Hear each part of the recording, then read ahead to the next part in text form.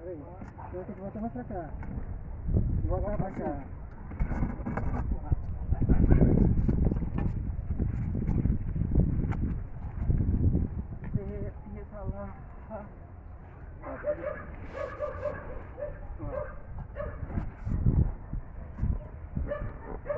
Bote a porta, não. Vou tirar aqui.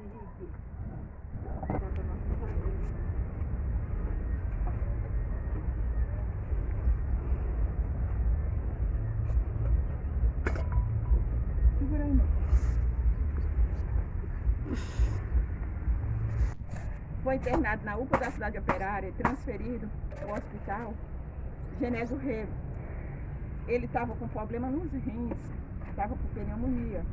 Mas os médicos já tinham achado que ele tinha melhorado bastante, estavam falando de dar alta para ele. Lá no hospital Genésio Rego, ele contraiu Covid. E hoje eu estou sepultando o meu irmão. Não é justo, é doído. Em maio eu já sepultei uma irmã com 54 anos que faleceu com Covid. Hoje eu estou sepultando meu irmão com 67. Poderia ter sido evitado. Nós precisamos de vacina para a população, senão vai morrer mais pessoas. Nós queremos vacina contra o Covid.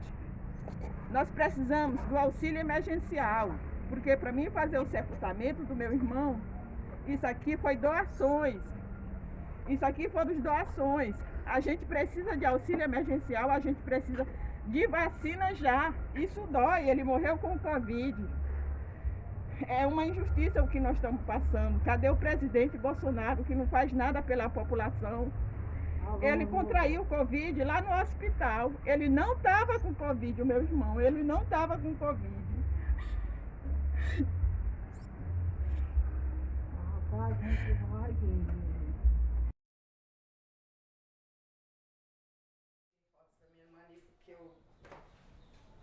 Mas essa aqui é minha mãe, que foi nesse ano antes do Covid, que o meu sobrinho se formou.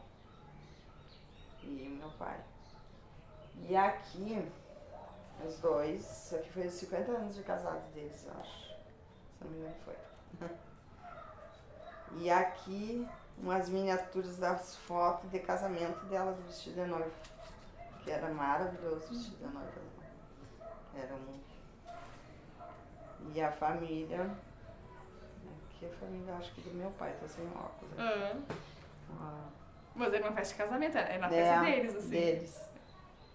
E isso aqui tirei na casa deles. Minha mãe tinha uma salinha, que até antes, quando eu fui no Covid, que podia já, estavam liberando, antes dela pegar, foi em 2021 que ela pegou, né?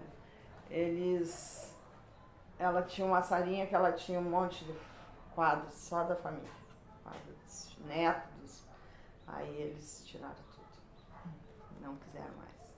Aí eu fui lá e arrecadei. Então vou botar na minha casa. Trouxe pra minha casa. E desde então tá contigo? Desde então todo mundo. Isso aí. E ela tinha um quadro bem bonito que ela inventa, que a mãe era professora. E tava botando no caixão dela. Que ela ganhou da escola. Isso aí. Dona Vani. Dona Vani. Vani com 2 N's Y, era chique. 2 N's e Y. Ó. A última vez que eu vi a mãe, ou eles, né, foi no final de no janeiro de 2020. Passei uns dias lá pra gente... E aí começou a pandemia. Aí ficamos um tempo sem se ver. Quando a pandemia começou a amenizar, eu fui de novo para Santa Maria com todos os cuidados, né? Não saía de casa, fui no ônibus fechada toda para chegar por causa deles, né? E a mãe estava com Alzheimer, então eu tinha que ter todo cuidado com ela, né? E passei lá uns dias com eles, em seguida piorou, né, a situação. E ela acabou... Foi uma coisa meio indefinida, assim, se era Covid quando ela foi para o hospital. mas não tinha como saber. O exame não deu positivo, mas ela, no raio-x já mudou tudo. E é isso, foi muito deprimente, assim. Minha filha e meu genro saíam para trabalhar, faltava todos aqueles EPIs, né? Tira a roupa lá na área de serviço, higienização por causa das crianças. E passamos 6 meses aglomerados, né? Mas foi muito difícil. Acho que isso é uma coisa que a gente nunca vai esquecer, né?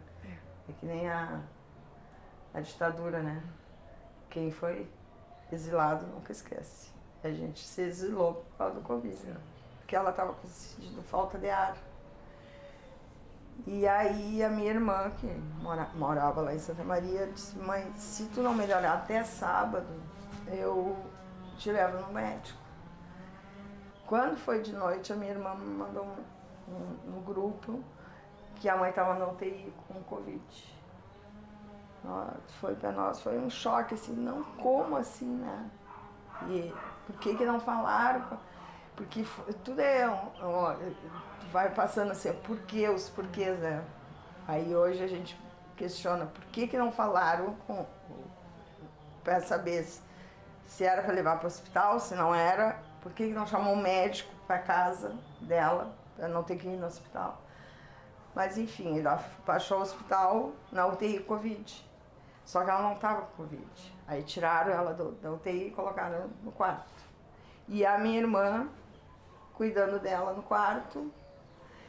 E aí, depois dela ter ido no quarto, aí ela começou a ter sintomas de Covid.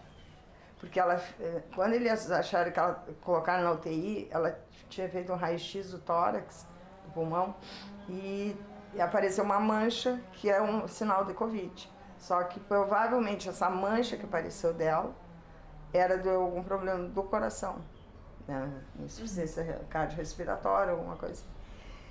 E no teste Covid deu negativo. Aí eles tiraram da UTI, foi pro quarto e ela seguiu no hospital, porque ela estava debilitada. E a minha irmã junto com ela. E o meu irmão que estava aí também. Só que o meu irmão ficou pouco tempo, porque ele tinha que voltar para Itajaí. E a minha irmã seguiu cuidando, só que a minha irmã pegou também. Acabou pegando Covid. E ficaram as duas no hospital, aí a mãe piorou, foi para CTI, Covid, ficou uma semana entubada e morreu do Covid, ela, intercorrência do Covid mesmo. E a minha irmã, sempre piorando e tal, foi para UTI no dia que ela faleceu, que a mãe faleceu, só que a minha irmã não sabia que ela tinha falecido. E aí tem até uma mensagem dela que ela diz assim: não te preocupe, que eu vou lá ficar perto da mãe e tal.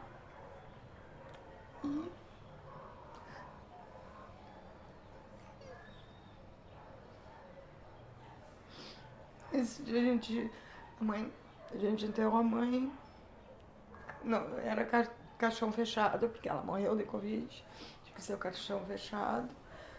E o cemitério que a gente tem, que o pai tem lá, os túmulos, você conhece Santa Maria, né? É um descampado, assim, um jardim, é no chão. Então a gente tem uma foto da cena assim, do cachorro fechado, com o pai. Não podia olhar para ela, e fazia um mês que ele não via ela, porque ele não podia ir no hospital, não podia, né? E ele ficou muito triste. E aí, nessa noite, a minha irmã foi para UTI. E daí que o médico foi obrigado a contar que a mãe tinha falecido, porque ela chegou, cadê a mãe? Né? Ela achava que ia encontrar com ela. E passou uma semana, eu acho, e ela piorou. Daí entubaram. Aí ela melhorou, tiraram ela da CTI Covid, colocaram na outra CTI, quando passaram para outra CTI, ela teve uma parada cardiorrespiratória. Aí não conseguiram reanimar ela. E ela faleceu 15 dias depois da mãe.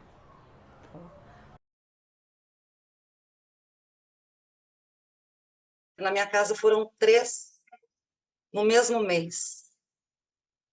Meu filho começou o mês de março com 4 avós. Ele terminou o mês no dia 13 de abril, ele tinha uma avó. E ao mesmo tempo em que eu estava sentindo dor, eu tinha o meu marido que perdeu pai e mãe. Então, não é que eu tinha obrigação disso, mas o que eu falo, Vanessa, é que é assim, olha, o meu pai, eu conversava quase que diariamente com ele, do jeito que a gente está conversando agora. Mas a presença física dele, para mim, não era toda hora, porque ele não morava aqui em Pouso Alegre. Então, eu meio que acostumei a não ter a presença física dele. Agora, meu sogro e minha sogra, não. Era todo dia meu marido vinha aqui, todo dia se encontrava, era uma família muito unida, né, que a gente está tentando, que isso quebra também, você tem que tentar resgatar essa família toda. Das ligações que os médicos faziam para a gente, para dar o boletim diário, na minha casa era 4, 4h30 e 5 da tarde. Era uma agonia. Durante 30 dias isso foi uma agonia. Só que nesses 30 dias, o das 4 já não tinha mais, porque já tinha morrido. Depois das 4h30, tinha morrido também. E aí era assim, a gente recebeu o telefonema hoje, meu sogro estava ótimo, minha sogra estava péssima, meu pai estava mais ou menos. Você não sabia o que você sentia. Meu pai veio com a Inês, né, com a esposa, e a Inês ficou aqui com a gente. Quando meu pai faleceu, a gente não soltou a Inês. Fica aqui, porque ela ia voltar para o Rio, para a casa onde eles moravam, que também era um sítio, que era... Nossa, e ela morava sozinha com ele. Eu não conseguia imaginar como é que seria isso, e ela não queria voltar. Ela morava com ele, ela deve estar, morava 12 anos com ele, e eles estavam uma lua de mel, sabe? Uma coisa maravilhosa. Então, ela estava muito chocada dele estar ali internado. Eu estava assim, pô, ele vai voltar, né? Ele está com Covid, mas todo mundo está morrendo de Covid, menos o meu pai. Sabe aquela coisa idiota que a gente pensa, né? Aí, quando meu pai foi entubado e foi para hemodiálise, aí sim, ficou aquele climão, liguei para o meu filho e pronto. Ali, o mundo caiu. E aí eu fiquei pensando, eu tenho que estar legal para levantar a Inês. E o meu marido falava assim, olha, agora é contigo, você é a pessoa... Assim, eu sou muito parecida fisicamente com meu pai. Enfim. E era um sentimento muito forte, né? Muito, muito forte. Foi horrível, porque aí aquela ligação que vem aqui, você tem que assinar algum documento, a gente vai mudar o medicamento dele, traz fralda. Tá bom, eu toda feliz, e a Inês também, meu marido me tranca no banheiro e fala, olha, quando eles fazem isso, pode ser que eles queiram te avisar pessoalmente que a pessoa já não está mais aqui. Nós ficamos, meu marido teve a Covid, né? Ficou doente. E eu fiquei junto, porque um pegou do outro, né? Não sei quem pegou de quem, mas um pegou do outro. Ele ficou doente e nós fomos na UPA, nós fomos atendidos na UPA. E na UPA não queriam fazer nenhum exame nele porque ele já tinha um laudo que estava realmente com a Covid. Eu fui, aí ele insistiu, aí fizeram exames nele e viram que também ele estava até pior do que eu. E daí a gente veio para casa, passou-se 2 ou 3 dias, ele foi piorando, nós tivemos que levar ele de volta para a UPA. Na UPA ficaram com ele disseram até 6 horas da tarde vocês ficam aqui, ele vai ficar aqui internado. Ele ficou. Aí depois, quando fomos buscar ele já estava sendo transportado para outra UPA. Essa UPA que tem um hospital, que eu não sei se está funcionando ainda, que tinha um hospital que cuidava do pessoal que estava com Covid. E dali eu não vi mais meu marido. Nunca mais eu vi ele. Porque dali ele já foi, 2 dias depois, 3 dias, ele foi entubado, foi levado para o hospital e eu não vi mais ele. Quando eu vi ele morto. E isso, assim, foi muito doloroso para mim, para minha família, para meus filhos. Ainda é doloroso para nós, não só para mim, mas para meus filhos também. Que a qualquer momento alguém ia me ligar e dizer, vem buscar o Luiz Henrique que ele vai para casa hoje. Eu tinha essa esperança, né? Aí quando chegou a médica me mandou me chamar para me dizer que ele havia falecido, o meu chão parece que abriu assim e me empurraram para dentro, né? Porque a gente não sabe o que vai fazer. Eu não sabia o que eu ia fazer, porque eu não fazia nada. Meu marido é que fazia todas as coisas que tinham que ser feitas, essas coisas burocráticas de pagamento, essas coisas. Eu não sabia de nada disso. E eu tive que aprender. E eu tive que aprender as duras penas, né? Com a perda do meu marido, eu tive que aprender tudo isso. E até o dia de hoje, eu tô contando essa história pra vocês e parece que eu tô contando uma história de uma outra pessoa, que não é comigo, entendeu? Parece que não foi comigo que aconteceu isso. Parece que eu tô contando assim, mas a situação não foi comigo.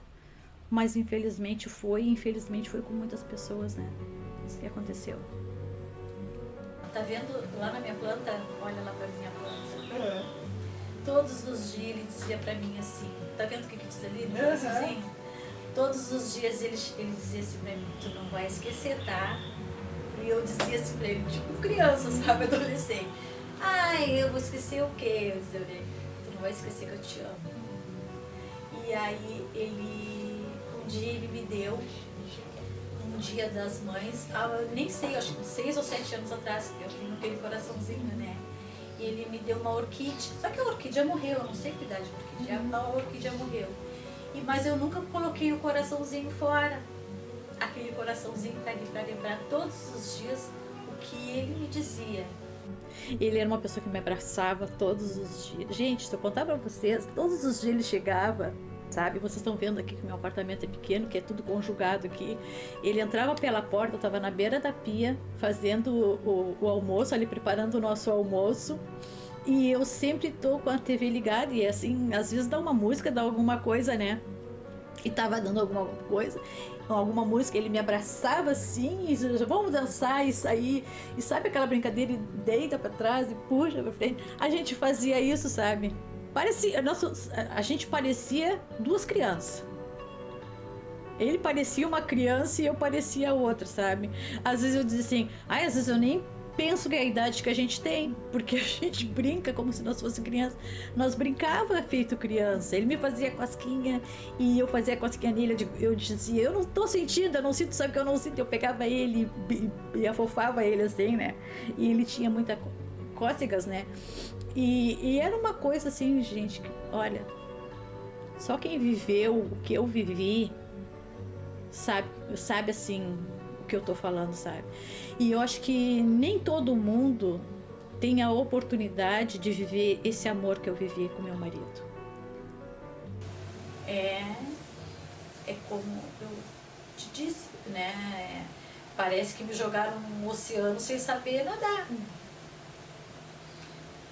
Eu fui jogada num oceano sem saber nadar, procurando um lugar assim para me agarrar, né? Porque eu não sabia nada. Eu não sabia quanto custava 1 quilo de carne, eu não sabia preço de nada. Nada, 1 litro de leite, eu não sabia essas coisas. E hoje eu sei, né? Tive que aprender a lidar com tudo isso. Então foram muitas coisas que eu tive que aprender. Muitas coisas. Eu perdi minha filha.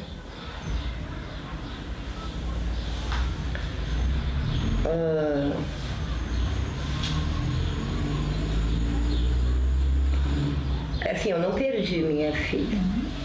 Eu costumo dizer que eu não perdi minha filha. O sistema arrancou ela de mim. Eles tiraram ela de perto de mim e me disseram que era Covid-19. Então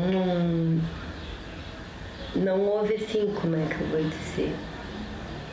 Que eu já tinha lhe falado, eu não penso como uma perda que Deus recolheu minha filha e eu me despedi dela. Não. O sistema todo arrancou minha filha de mim e pronto. Foi isso que aconteceu.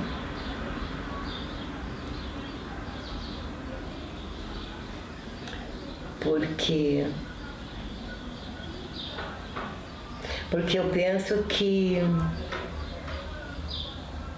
talvez se eu tivesse dinheiro, se eu fosse um outro tipo de pessoa, se eu tivesse condições financeiras, eu pudesse ter visto minha filha, pelo menos através de um vidro, como meus patrão fizeram.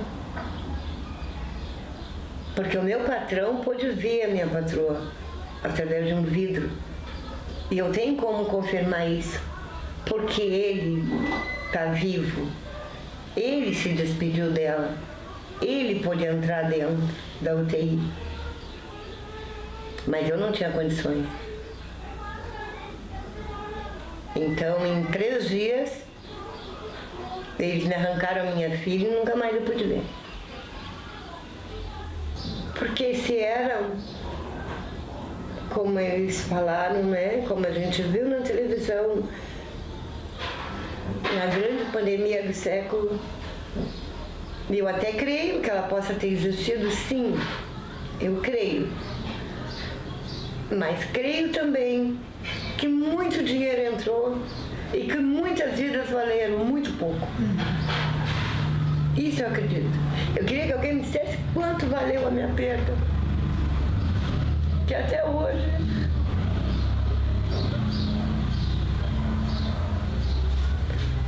eu não sou mais a mesma pessoa. Eu tento, dona Vanessa. Eu trabalho. Eu sou uma avó carinhosa. Amo minhas netas. Mas a minha vida acabou. Eu sobrevivo. Eu sobrevivo sem meu filho.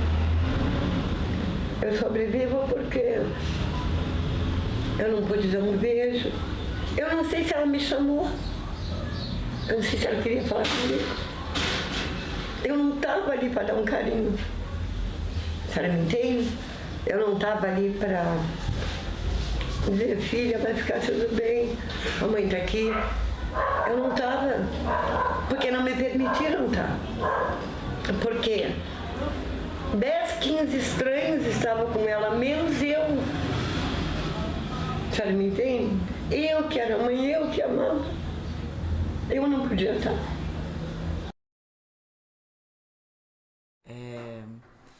Não desmerecendo as pessoas, as outras pessoas, mas estar na linha de frente e perder pessoas pelo Covid, para quem estava trabalhando teve um impacto um pouco mais forte, porque a sensação de impotência foi absurda. Então eu acho que saber que eu estava na linha de frente enquanto ocorreram as perdas é uma informação importante, porque talvez tenha um sentido diferente para as respostas que eu vou dar ao longo da entrevista.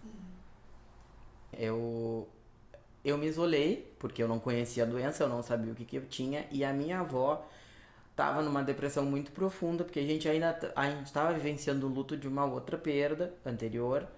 Então a minha avó estava numa depressão muito profunda e ela estava com a saúde completamente vulnerável. Então qual foi a medida que a gente tomou? Não saio de Pelotas, tá? Março de 2020 foi a última vez que eu fui para minha cidade natal, para Santa Vitória, que foi a última vez que eu vi ela. Retornei para Santa Vitória em junho de 2020 para enterrar minha avó, né? E foi uma situação muito pesada, porque eu fui criada pela minha avó, ela era a minha figura materna, mesmo a minha mãe, né, mesmo tendo a minha mãe, e a minha avó era uma pessoa que, assim como todos os idosos, que dava muito valor a enterro, a velório, a caixão, a fazer um velório digno para o ente querido, e ela sempre com aqueles papos de quando eu morrer tu faz isso, quando eu morrer tu faz aquilo, outro. Então ela tinha a roupa que ela queria ser enterrada já separada, ela tinha as flores que ela queria, ela tinha o caixão que ela queria, e a gente não pôde proporcionar nada para ela porque teve que ser caixão fechado, então eu não pude vestir a minha avó, eu não pude fazer o que ela queria, então essa é uma dor que eu carrego muito, porque ela sempre valorizou, não é que ela valorizava, mas ela dava uma importância muito grande para as despedidas. Então, o velório do meu avô ela fez gigantesco, o velório da minha irmã, que foi a perda que a gente teve antes dela, ela fez com todas as pompas e circunstâncias, e o dela, que ela sempre quis milhões e milhões de coisas, a gente não pôde proporcionar nada, a gente não pôde proporcionar nem o velório a ela, a gente teve só que simplesmente enterrá-la e deu, a gente não pôde fazer cortejo, a gente não pôde fazer nada, isso é uma dor que eu e a minha mãe a gente carrega muito, muito forte. E posteriormente, então, quando a gente estava querendo tomar um fôlego, né, das perdas que a gente tinha, a gente perdeu a Claribete, que era uma prima nossa, mas que ela era mais do que isso, porque ela trabalhou na minha casa a vida inteira. Então ela praticamente criou os meus irmãos, e praticamente não, ela criou os meus irmãos, então ela era mais da família do que muita gente. E ela foi muito rápido.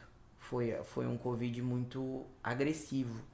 Porque não foi que nem a minha avó foi indo devagarinho e a gente não conseguiu mais frear, e ela já tinha um outro processo de saúde envolvido junto, que era a depressão, então a gente sabia que no momento que a avó se contaminasse com alguma coisa ia ser muito difícil a recuperação.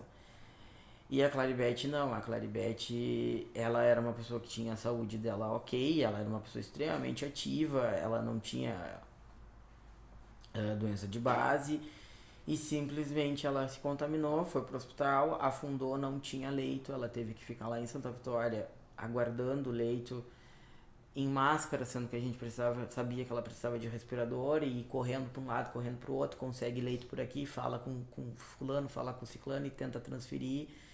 E quando a gente conseguiu transferir, já não tinha mais o que fazer, foi uma coisa muito rápida. Foi um processo de 2 dias, não foi assim, ficou 1 semana, 2 semanas aguardando um respirador e não conseguiu se ter, não. Foi uma coisa muito avassaladora, muito bruta, né? Era uma pessoa que estava em casa brincando com a sua neta, tudo tranquilo, tudo feliz, tudo contente, e foi pro hospital porque estava com sintoma gripal, e no outro dia ela já estava necessitando de um respirador e não aguentou o transporte até Pelotas para conseguir o leito. Então, assim, foi uma coisa muito bruta, muito avassaladora. E eu fiquei meses, quase um ano, na verdade, presa naquela noite, sabe? É como se eu não conseguisse sair daquela noite, assim. Eu senti o cheiro da noite, a textura da noite, foi uma coisa muito sensorial. Um negócio muito, muito louco, que a gente nem imagina que a cabeça da gente faz. Aí, de manhã cedo, eles conseguiram o leito. Então, ele saiu. Meu filho botou aquelas roupas de astronauta e foi acompanhando ele, né? Porque não ia deixar o tio de jeito nenhum. E eu ainda tirei a última foto dele dentro da ambulância, ele com o olho bem arregalado. E eu disse assim, tirar uma foto tua, ô medroso, para quando tu voltar, vou morrer disso aqui, porque olha a tua cara, tá virado em olho, né? E ele não ria, ele estava sério, ele estava bem preocupado. Como é que eu vou contar isso para minha mãe? Como que eu vou contar? Foi uma pessoa de 80 anos, para outra de 91, que eles perderam um filho em 17 dias. Tudo deu 17 dias, assim, sabe? Foi um troço muito louco, assim. Mas tudo lembra dele.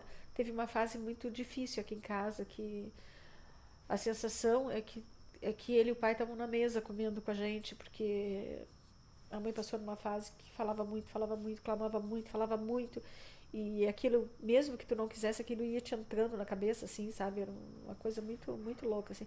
Passamos por várias fases, a mãe está passando por fases diferentes também. E os 7 foram internados na sequência, assim, a partir do... Ali já em 28 de março. Nisso a minha avó já havia falecido, no dia 24. O meu avô já havia falecido no dia 29. E aí, no dia que meu avô morreu, meu pai que até então não apresentava sintomas. Era só minha mãe que estava apresentando assim uma evolução muito rápida, né? Tanto que ela já estava com 40% do pulmão tomado quando ela entrou no internamento, mas eles perceberam, quem internou minha mãe, os médicos ali, perceberam que meu pai não estava bem. E aí eles viram que o pulmão do meu pai estava com 60% já. Aí no dia 29 eles entubaram meu pai. E meu pai já estava no leito de UTI improvisado. E aí o que eles estavam fazendo nessa época, os médicos? Eles estavam antecipando essa intubação, né? E por um protocolo que eles já estavam seguindo, porque assim ficava menos tempo o leito de UTI ocupado. Então foi isso que eles passaram para minha mãe, e assim, foram super bem atendidos, tá? Apesar da correria e tal. E aí o médico que entubou meu pai foi lá, conversou com a minha mãe, falou que ele estava muito tranquilo, mas que, né, estava avançando, e aí viu que liberou um leito de UTI, na parte da UTI mesmo, não mais improvisada, aí eles fizeram questão, assim, de já pegar esse leito, então por isso tomaram essas providências e tal. Só que o quadro do meu pai evoluiu muito rápido. Minha mãe recebeu alta e ela estava muito, muito fraca. Mas muito, assim, ela realmente, ela ficou no oxigênio, ela só não precisou ser entubada. Assim como meu pai agravou, minha mãe, assim, do dia para a noite também melhorou. Né? O que são essas coisas inexplicáveis, assim, que na época na Covid a gente não entendia muito bem. E aí a gente começa a sentir aquela angústia do meu pai na UTI. Então nós perdemos 4 pessoas em 36 dias, numa situação, assim, completamente desesperadora. Ela perdeu os pais, ela perdeu o marido, ela perdeu a irmã. E ela saiu viva do hospital. A minha mãe mesmo falava, por que eu não fui com eles? Por que eu sobrevivi para sentir essa dor?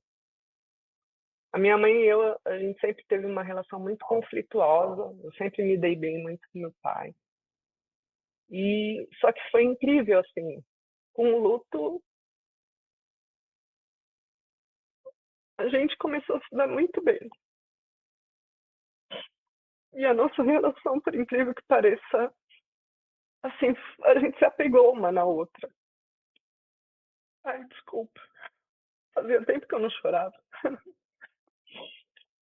Porque é uma dor que a gente vive até hoje. Parecia assim que eu estava vivendo, sabe o que? Uma guerra. Parecia uma guerra. Um dia chegava morreu tal pessoa, hoje morreu tal pessoa, então aquilo parecia uma guerra. E foi realmente, né? Uma guerra aquilo, que não ia ter fim, que todos os dias ia chegar alguém e dizer, morreu fulano, morreu. Então eu já tinha até medo daquilo. Ele contraiu o Covid dentro do hospital. Ele não contraiu o Covid aqui dentro de casa. Foi dentro do hospital que ele estava fazendo um tratamento de escara, infecção urinária. Lá nesse hospital, foi lá que ele contraiu o Covid. Algo muito errado e angustiante, porque ele já estava bem, já tinha tratado da escara e também das infecções, ia ter alta para voltar, quando ele foi acometido, porque estava em um hospital especializado somente para tratamento do Covid. E faleceu com 24 horas. Foi isso que aconteceu. Pela terceira vez que ele passava mal e deu entrada na UPA da cidade operária, foi que o médico pediu o exame. Aí testou positivo para o Covid, já com 70% do pulmão comprometido. Ou seja, se a primeira vez que ele se sentiu mal, se o médico tivesse solicitado o exame, talvez pudesse até ainda controlar. Não estava 70%. Mas uma diferença de 8 dias, ele já com Covid, quando o médico solicitou o exame que testou, ele já estava com 70%. Né? Já não estava mais conhecendo as pessoas. Não houve uma assistência devida, nem com a Tônia, minha irmã, nem com o Gerardo, e nem com meu esposo. Por conta do Covid, até os coveiros estavam com medo de fazer o enterro. e já não estava dando mais conta de tanto enterro que os coveiros estavam fazendo, já não tinham mais nem ânimo e força para fazer enterro à noite, porque durante o dia estava todo mundo trabalhando, enterrando pessoas. Um caixão, uma cova em cima da outra. E os coveiros já não davam mais conta de fazer isso, né? Aí foi pessoas da família, no caso, meu sobrinho, Erimilson, teve que ajudar a cavar a cova, porque o coveiro já estava muito cansado. E na hora de fazer o enterro, também não tinha quem ajudasse. Eu ajudei a enterrar os meus familiares, com a enxada, com a pá, com problema de coluna que eu tenho, desvio na coluna, não posso pegar muito peso, mas assim mesmo eu consegui fazer o enterro. Ajudei a enterrar minhas irmãs, e ajudei a enterrar meu irmão, e ajudei a enterrar o meu esposo. Então, isso aí é uma situação que a gente nunca esquece. A gente fica totalmente traumatizada, inconformada, até porque, se nessa época já tivesse a vacina, teria sido bem melhor, né? Porque mesmo que morresse pessoas com Covid, mas não tanta gente, como morreu muita gente por Covid, porque a vacina foi negada. Eles podiam estar vivos hoje, com suas famílias, com os amigos, passar o Natal junto, como a gente costumava passar, mas eles não estão mais aqui. E a dor que eu sinto no coração é que nunca houve justiça pela pessoa responsável que negou a vacina, causou a morte de muitos brasileiros. Isso é triste.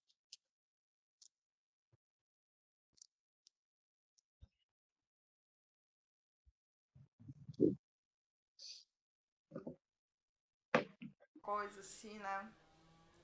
Ela, inclusive, a mãe faleceu, na outra semana já liberaram as vacinas. Eu penso que eu tenho uma raiva muito grande por tudo, assim, tudo que aconteceu. Nunca me passou pela cabeça que ele fosse morrer, nunca. Aí depois eu fiquei muito ruim, assim, pensando assim, puxa vida, meu irmão morreu de quê? Meu irmão morreu de um fato histórico. Aí diz, os mortos da gripe espanhola, 1918. Aí vai dizer, os mortos do Covid de 2020, 2021. Sabe? Me lembro de ter visto os números dos mortos de Pelotas. Estava com 401 mortos quando ele morreu, assim. E eu pensei, será que ele já está computado aqui? Será que ele foi computado em Novo Hamburgo? Aonde que registra isso, sabe? É bem difícil, assim. Aí tu vê, eu pensando assim, puxa, meu irmão não morreu de infarto, não morreu de câncer, nada assim, morreu disso. Um fato histórico. Tu vê, eu me vacinei dia 28 de janeiro. Foi dia 28 de janeiro. E ele faleceu 3 de fevereiro. E eu me lembro quando eu recebi a vacina, eu pensei assim, essa aí é pra ti, mano. É como se a gente pudesse passar pelo amor à vacina, mas não. Acho que a gente viveu um período também que a gente não podia muito falar o que a gente estava sentindo, nem o que a gente estava pensando sobre a tragédia que aconteceu, porque ela aconteceu também de uma forma que houve muito... não houve empenho nenhum do governo, e durante muito tempo a gente teve que ficar muito quieto sobre isso. A gente não podia falar das nossas dores, e a minha, em particular, assim, por que eles não tiveram a chance de vacinar? Se havia um laboratório que estava oferecendo vacina para o Brasil, porque o Brasil é modelo de vacinação no mundo. Por que eles não tiveram essa chance? Então, eu faço terapia, eu trabalho muito isso, porque eu sei que o se não existe. Você vai colocar a sua revolta, você tem que mostrar por que você está revoltado. E tem uma pessoa que representa tudo isso. E durante muito tempo a gente não pôde falar. Até, foi uma fatalidade, pegou, foi uma... Para mim não foi, eu gostaria que eles tivessem tido a chance, eu acho que assim, se tivesse acontecido o que aconteceu, mas eles tivessem tido a chance. E eles não tiveram. Claro que eu choro, claro que eu tenho muita saudade, claro que a gente fica revoltada, mas a gente precisa canalizar isso para alguma coisa. Então, para mim, era e é transformar o luto em luta. E até pelo sentimento de injustiça, a forma como tudo aconteceu, né? Ela não...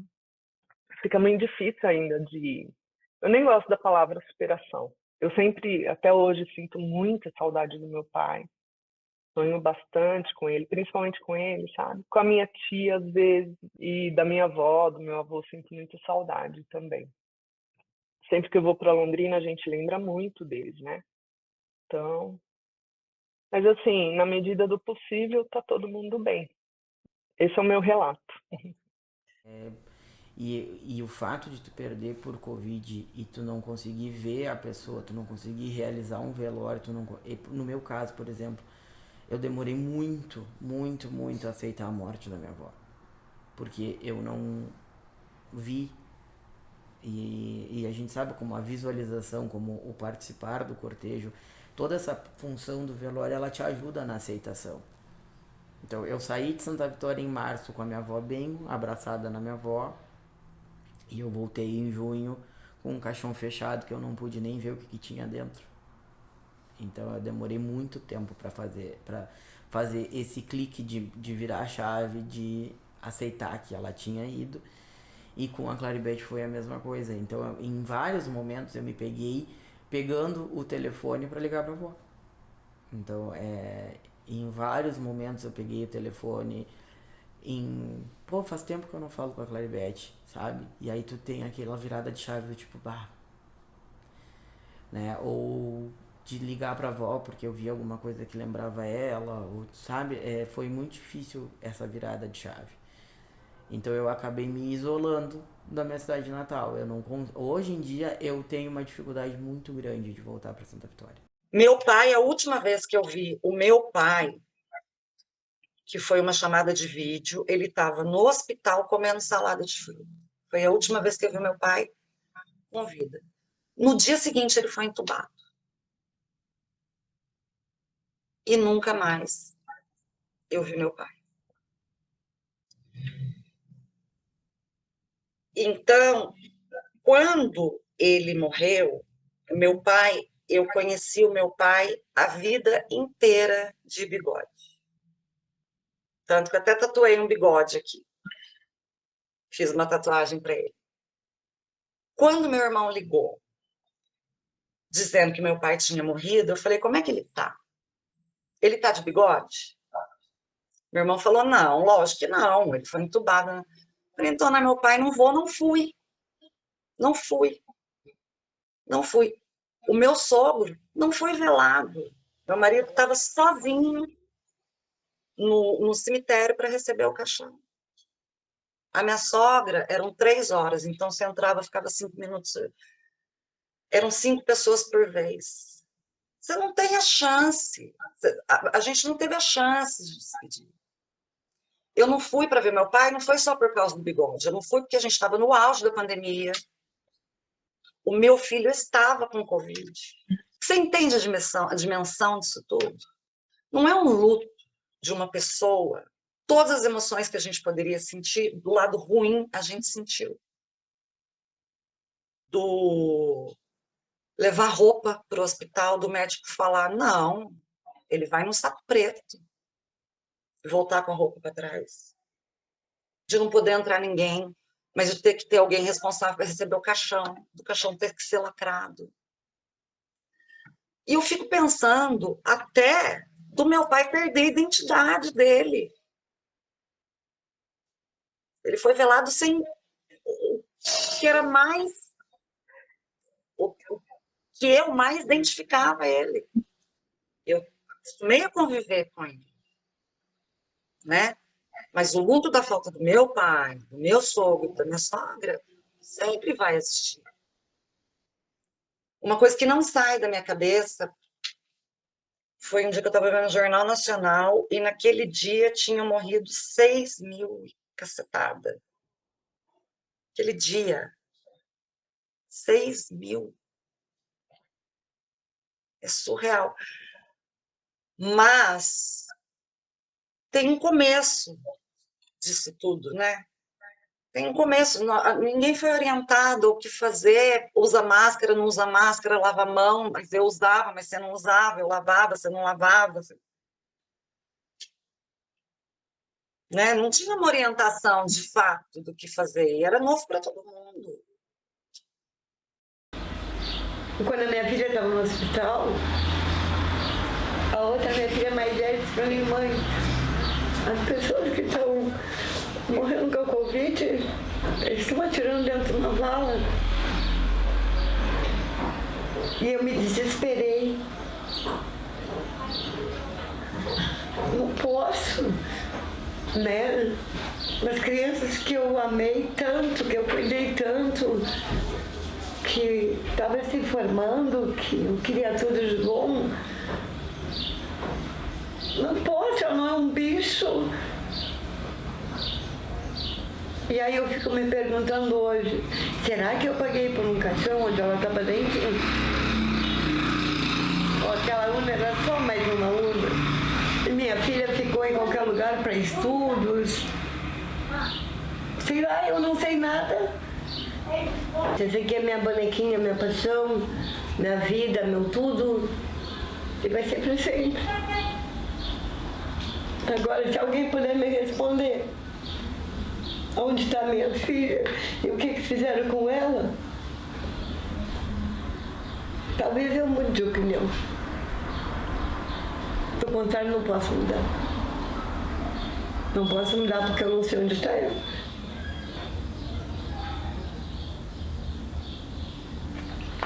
Não sei onde está.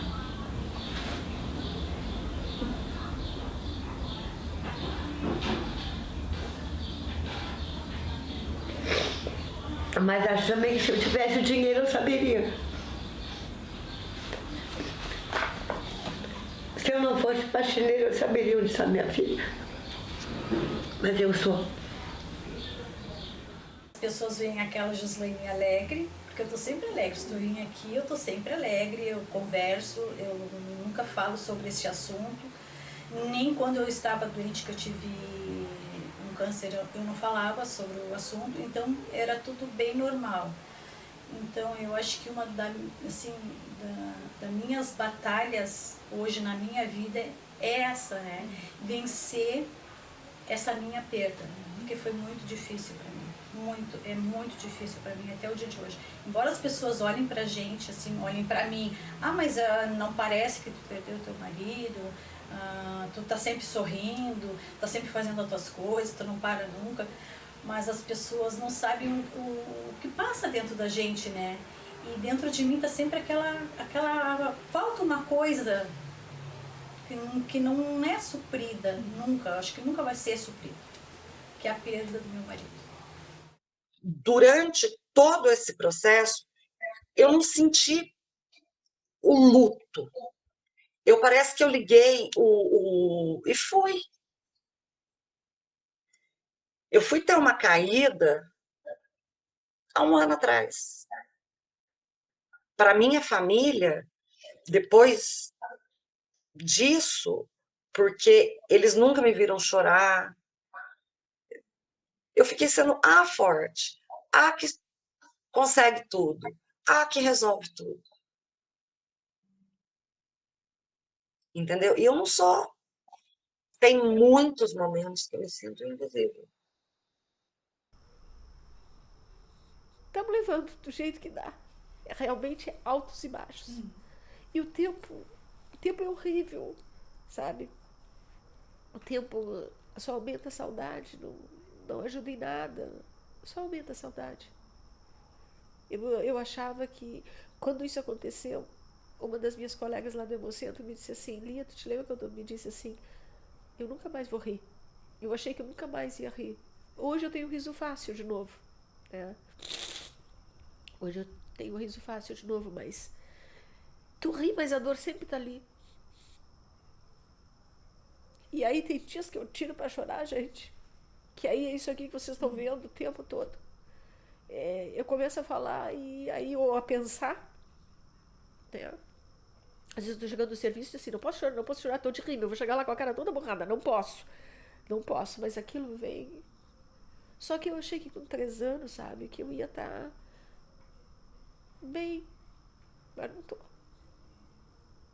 E o pior é que eu acho que nunca vou estar. A partir do momento que eu fiz o sepultamento deles, eu não sou mais a mesma pessoa de antes.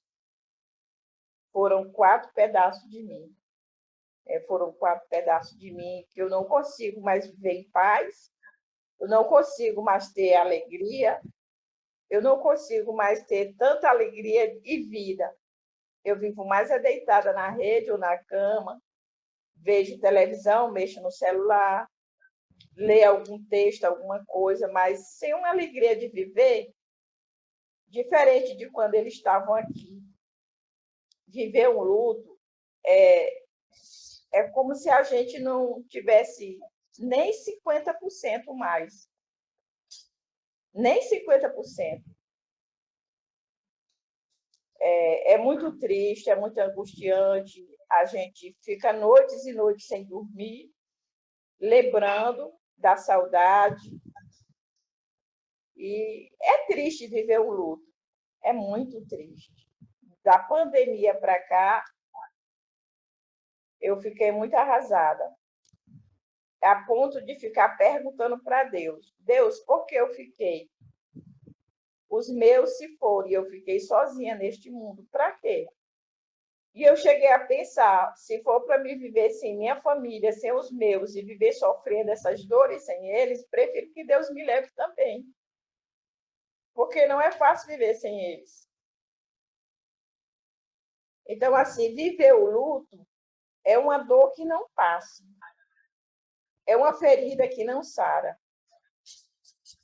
Viver um luto é a pior coisa do mundo que um ser humano pode viver. O luto do Covid, ele é impotente. A sensação é impotência, porque tu não consegue fazer nada, tu não tinha o que fazer. E o não ter o que fazer é terrível, porque uma coisa é tu ter uma doença onde tu tenta tratamento, onde tu tenta as coisas e não tem o que fazer, mas tu tentou, tu tinha como tentar, tu tinha meios para. No Covid a gente não tinha meios para. A gente simplesmente só tinha que contar com a sorte. E contar com a sorte não dá. Assim, não é uma coisa viável. Então ele é um luto tardio. Tá? Ele é um luto tardio. Porque primeiro tu vivencia o processo de culpa, de impotência, de dúvida. E aí depois, sim, tu começa a vivenciar o luto tradicional, digamos assim. O luto de perda tradicional. E aí sim tu começa a vivenciar as etapas do luto. Então, eu vejo o luto da Covid-19 como um luto duplo. Porque primeiro tu tem o teu próprio luto da tua impotência, da tua culpabilização, das tuas dúvidas, para depois tu vivenciar o luto da perda. Então ele é um processo que ele acontece em 2 etapas. Primeiro tu precisa te acertar contigo mesma, de não te sentir mais impotente porque tu realmente não tinhas o que... Entender que tu não tinhas o que fazer, entender que a culpa não foi tua de certa forma e entender que as dúvidas elas obviamente vão acontecer, mas que realmente as coisas aconteceram daquela forma, para depois tu começar a vivenciar a perda da pessoa. Porque primeiro tu vive a doença, a impotência da doença, a culpa da doença. Primeiro tu vive um luto do Covid, depois tu vive o luto da pessoa. É muito esquisito isso. como esse, falta muita compreensão, porque a gente está ali inundado de dor. E essa dor sufoca e ela realmente estraçalha relações, sabe? Eu acho que eu ter participado do grupo de enlutados fez uma total diferença para que eu agisse de forma racional e já compreendesse esse luto logo de cara.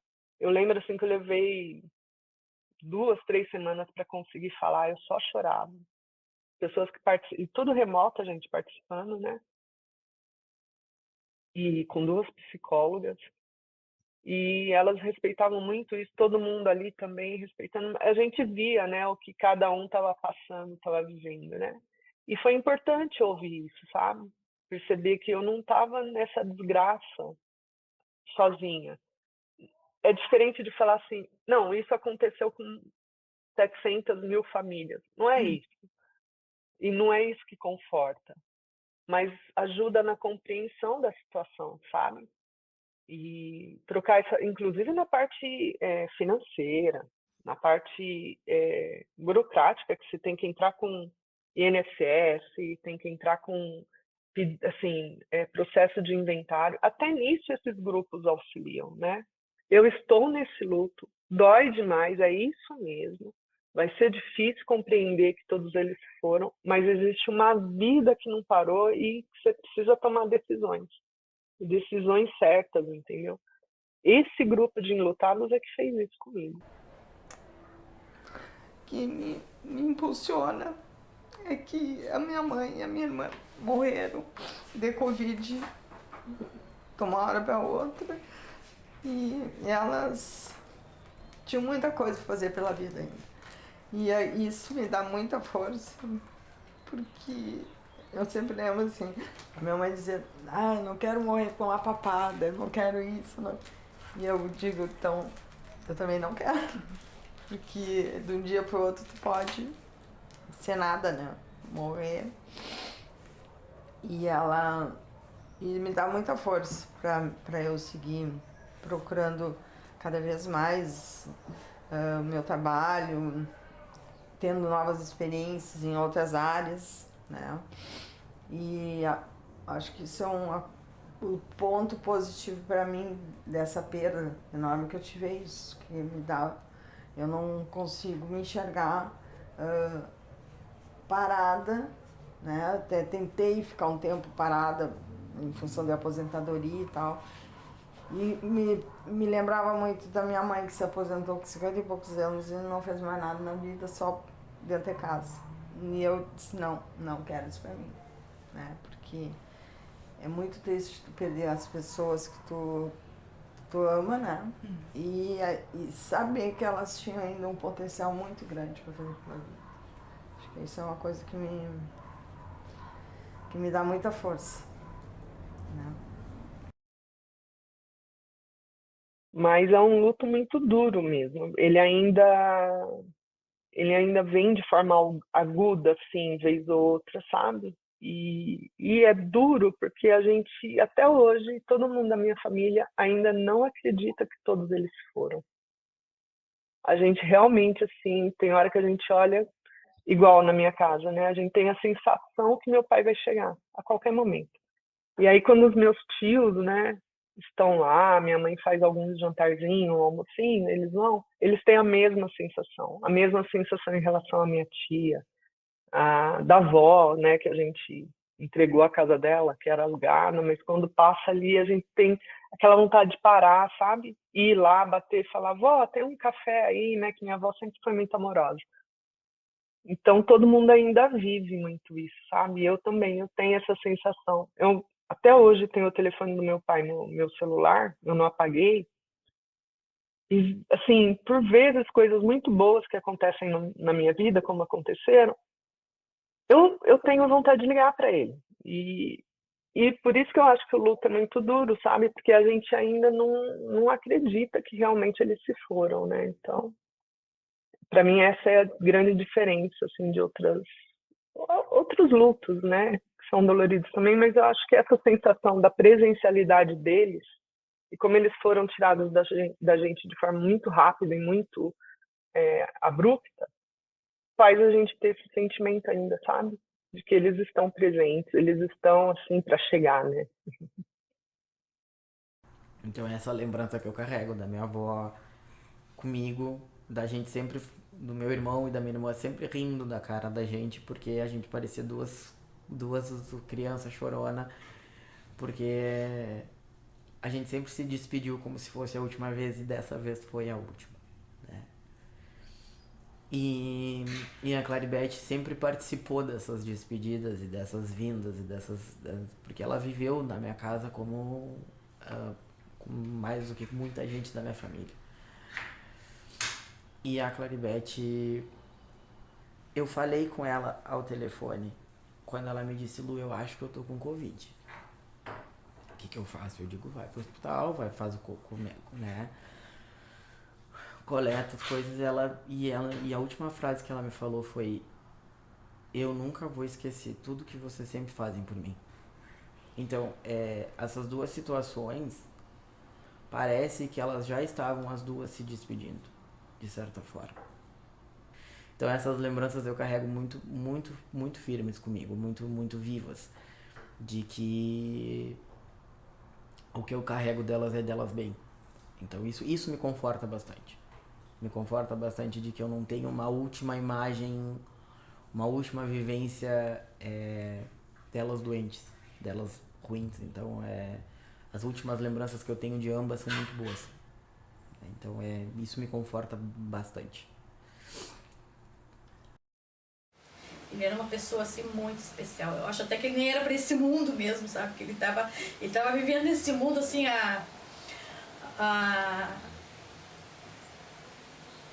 ele tinha uma missão nesse mundo.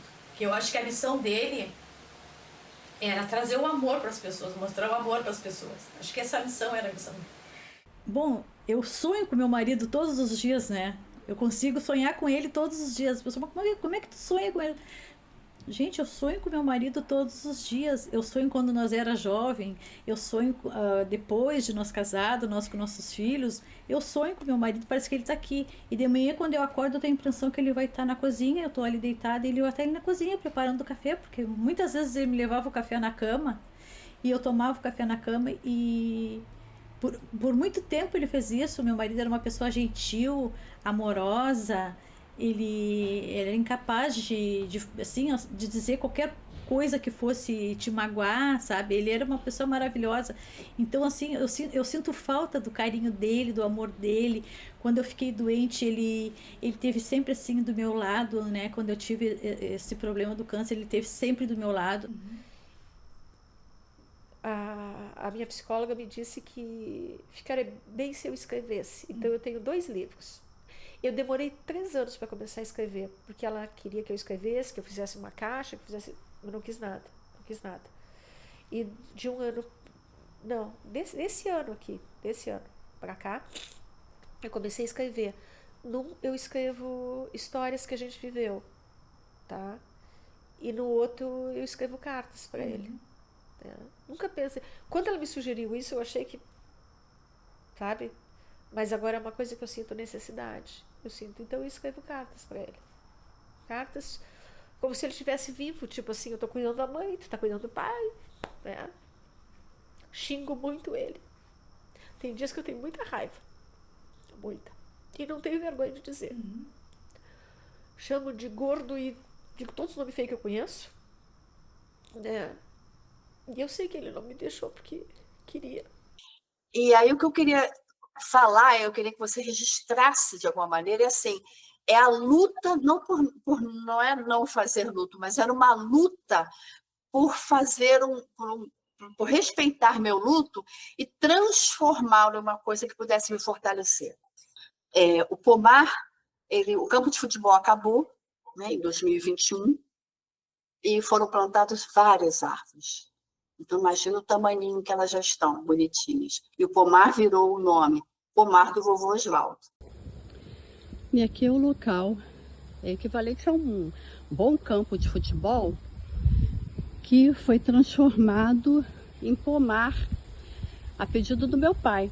Então, nós transformamos aqui, tá lindo o espaço, e em homenagem a ele, é o pomar do Vovô Osvaldo. vários tipos de árvores frutíferas aqui. É a resistência, sabia? Isso representa uma resistência. É tipo assim, apesar disso tudo, vamos continuar. E não acabou, não. Não é uma coisa assim, passou, acabou. Não. É uma resistência, uma coisa que a gente não vai esquecer.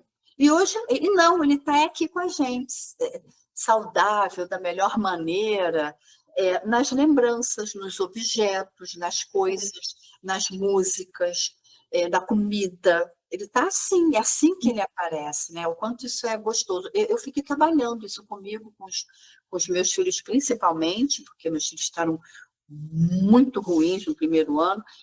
Então, para mim, é isso, esse luto, essa perda de não estar aqui com a gente está todo mundo reunido e comendo e tal, ele não estar ali é o momento mais triste, e a gente começa a lembrar das coisas dele, a gente vai levantando, mas esses momentos são os mais fortes, sabe? Vou apresentar a vocês o espaço do meu pai, foi espaço dedicado ao meu pai, eu vou ficar aqui no meio, ok?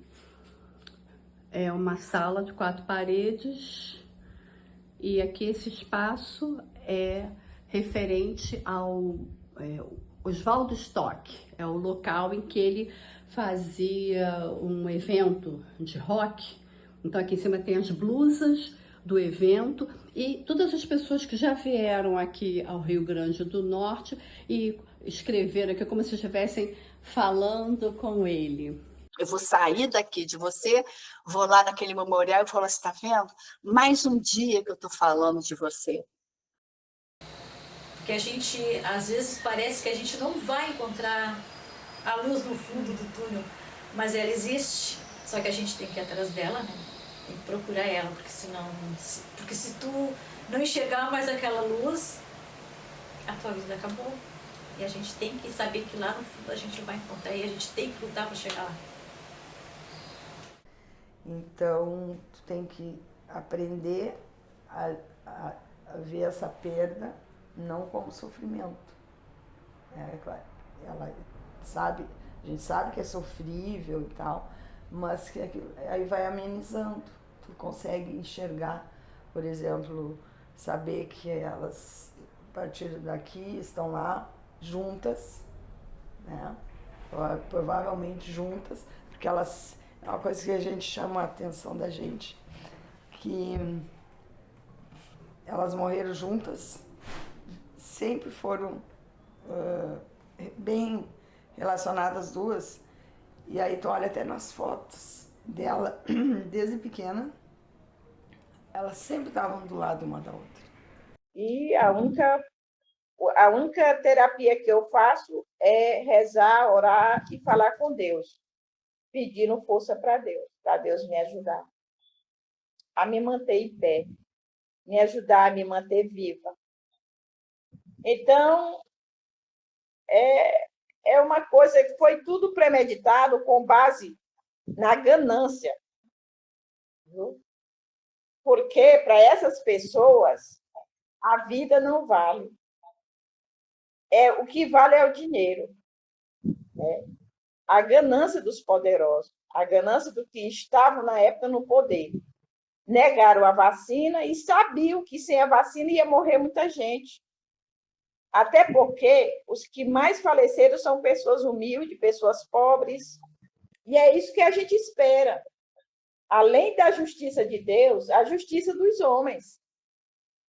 Que os responsáveis pelo negacionismo venham a ser punidos. Responsabilizado, punido. É isso que a gente espera. Não vai amenizar a dor, mas vai dar um consolo. Você criar uma consciência de tudo que aconteceu, por que aconteceu, botar uma cronologia para essas pessoas conhecerem, olha, lá atrás teve uma oferta de vacina, parará, parará, parará. Entendeu? Trazer isso de uma forma que todo mundo entenda. Para que não aconteça o mesmo erro, se a gente tiver de novo mais alguma coisa. Eu queria que alguém escutasse o que eu tinha para falar. Para dizer que houve justiça, sim, que houve crueldade, sim, que a ganância falou mais alto, que as pessoas sofreram muitas vezes em vão. Era isso que eu queria falar, sabe? Dizer para as pessoas que eles não precisavam ter pena, porque eu não sou uma vítima. Milhares de mães estão sofrendo que nem eu. Mas que foi crueldade, foi. Era isso que eu queria dizer. E Deus mandou ajuda para mim.